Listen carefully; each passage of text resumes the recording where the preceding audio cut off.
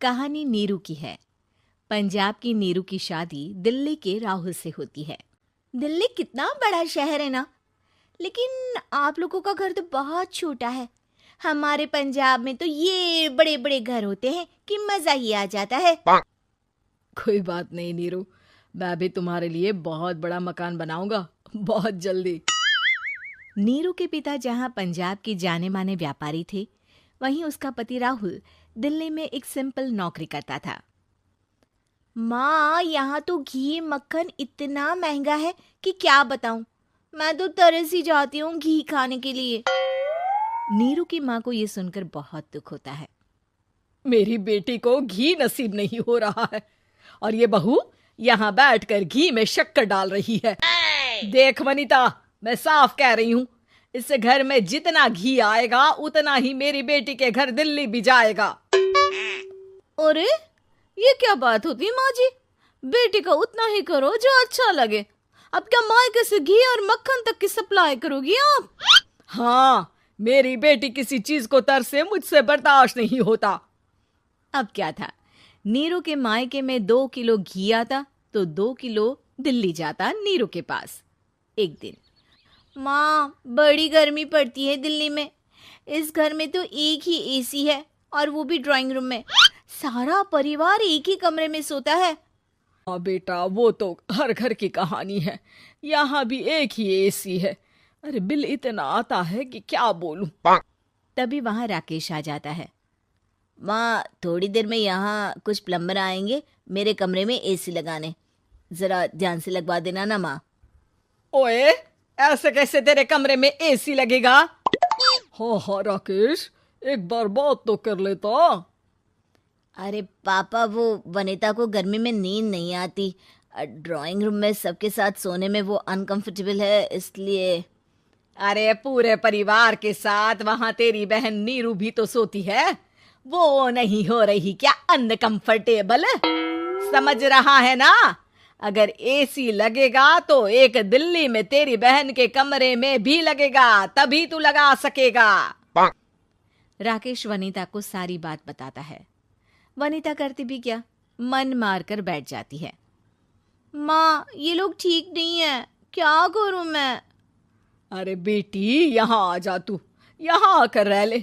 अरे छोड़ दे ऐसे पति को। कैसे छोड़ दूं माँ? समाज क्या कहेगा, लोग क्या कहेंगे? वैसे भी मेरा एक बेटा है मयंक। अरे हटा बेटा, तेरी उम्र ही क्या है? इतनी परेशान रहेगी तो काम कैसे चलेगा? खैर, बात आई गई हो जाती है। माँ को लगता है कि नीरू ठीक है, तो वहीं नीरू के मन में एक ही लाइन चल रही होती है, यहाँ आजा। माँ ने तो बोल ही दिया है कि यहाँ आजा। बस मयंक थोड़ा सा बड़ा हो जाए, इन गरीबों को छोड़कर मैं वापस माँ के पास ही चली जाऊंगी। वो इसी सोच में बाजार में चल रही थी कि मैम, आपका दुपट्टा जमीन को छू रहा है। नीरू जैसे ही उस लड़के की तरफ देखती है, देखती ही रह जाती है। हाय रे, कितना सुंदर लड़का है ये। अब क्या हुआ? मैंने कहा आपका दुपट्टा। तो खुद ही उठाकर दे दो ना। लड़का समझ जाता है कि नीरू उस पर फिदा हो चुकी है। वो उससे उसका नंबर लेकर चला जाता है। अब क्या था, नीरू और रोहित में लगातार बातें होने लगती है। मैं हरियाणा का रहने वाला हूँ, यहाँ एक बड़ी कंपनी का मैनेजर हूँ। अच्छा, और कितने बच्चे हैं तुम्हारे? बच्चे? अरे मेरी तो शादी भी नहीं हुई है। तुम बताओ, शादी करोगी? नीरू शर्मा जाती है। अब लेकिन मैं तो पहले से ही शादीशुदा हूँ। मुझे फर्क नहीं पड़ता, बस तुम शादी कर लो, भाग चलते हैं। बहुत पैसे वाला हूं मैं, हमेशा खुश रखूंगा तुम्हें। नीरू रोहित से मिलकर सारा प्लान बना लेती है और फिर एक दिन घर से भाग जाती है। दोनों शादी कर लेते हैं।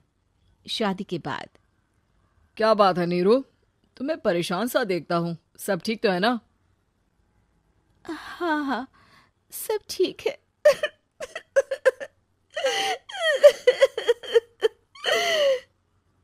ये कहते कहते ही वो रोने लगती है। अरे क्या हो गया, रो क्यों रही हो? मैंने तुमसे एक बात छुपाई है और वही बात अब मुझे परेशान कर रही है। रोहित, मेरा एक बेटा भी है, उसका नाम मयंक है। क्या बात कर रही हो? ये तुमने मुझे पहले क्यों नहीं बताया? देखो नीरू, मेरी माँ को मैंने ये नहीं बताया है कि तुम शादीशुदा हो। बच्चा मैं मैनेज नहीं कर पाऊंगा। नीरू को समझ में नहीं आता कि वो क्या करे। तुम उस बच्चे को अपनी माँ को क्यों नहीं दे देती? नीरू चुपके से माँ को फोन करती है। माँ, क्या मयंक को तुम रख सकती हो? बेटा, मैं राकेश के साथ बात करती हूँ। आखिर घर का बेटा वही है, जो वो बोलेगा। वैसे भी बेटा, तूने जो किया है ना, उसके बाद से पूरा घर तेरी बुराई कर रहा है। मैं भी अब किसी से तेरे लिए लड़ नहीं सकती। राकेश बेटा, नीरू ने तो जो किया बहुत ही बुरा किया, लेकिन मैं सोच रही थी कि क्यों ना मयंक को हम यहाँ ले आए। तभी वनीता बोल पड़ती है। वाह जी, ऐसे कैसे यहाँ ले आए? यहाँ क्या भंडारा भरा है? और जिस बच्चे की माँ ने नहीं सोचा, उसके लिए हम क्यों सोचे? नीरू को एक बार तो अपने बच्चे के बारे में सोचना चाहिए था ना।